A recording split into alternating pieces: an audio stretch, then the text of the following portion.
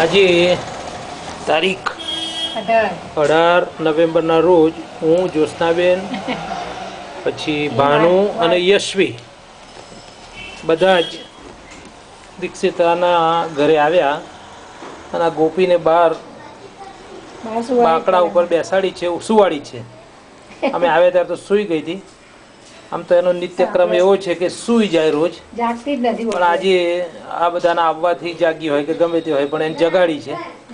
એટલે રમવામાં થોડી ગોપી આઘી રે ને રમવામાં થોડી એ મશગુલ થઈ ગઈ છે. ખબર નહીં હવે કોના જેવાનું મોડું આવે છે. એને રંગે રૂપે તો સરસ છે જ, લાંબી પણ એટલી જ એની મમ્મી જેટલી છે. એની દાદીને બહુ તંગ કરે છે આખો દિવસ. રાત્રે એની દાદીને અને દીક્ષિતાને રડાવે છે અને કેનાને મજા આવે છે. કેના આખો દિવસ એમ કે દીક્ષિતા રડતી હોય ને એટલે એને જોવી બહુ ગમે આમ.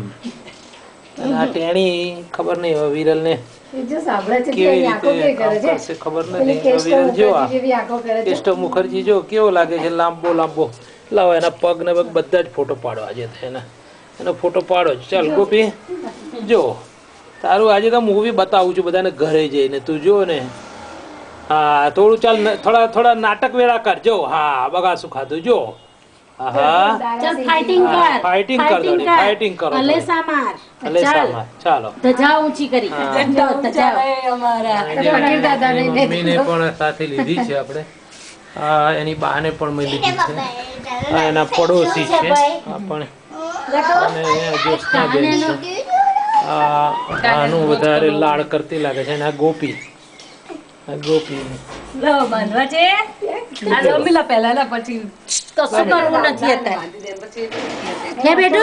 ચલો મારો હલેસા પહેલવાન, મારો હલેસા.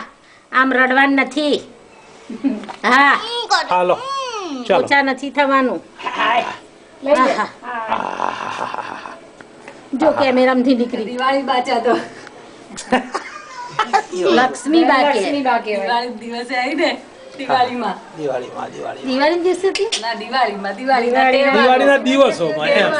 દિવસોમાં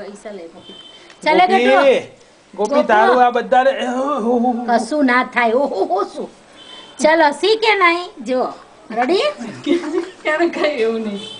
ચાલ આ તો છોકરી ડોક્ટર ની છે, રડે છે એની. ચાલ પેલા બોસ તો પેલા અમનને આખો આમ ઉભો કરી દે અને એવો થપથપાવે ઊંચો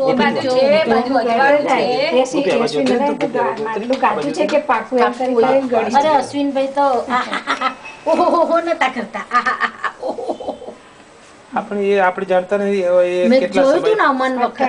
અમન 15 દિવસનો 20 દિવસનો હતો. આ તો ઇન્ડિયન મોડલ છે, મેડ ઇન ઇન્ડિયા છે. કશું ના થાય. જો શું જોયું સપનામ? ના ખાઈ જાય એ તો બધાને પેપરના મેઇન મૂવી આવે છે. તો ટીચર થવાની યશવી ખોળે મૂકી દેવી બહાર બધું જોયા કરે. ચકલા ઉડે, પક્ષીઓ ઉડે, આવતા જતા જોવે બધાને.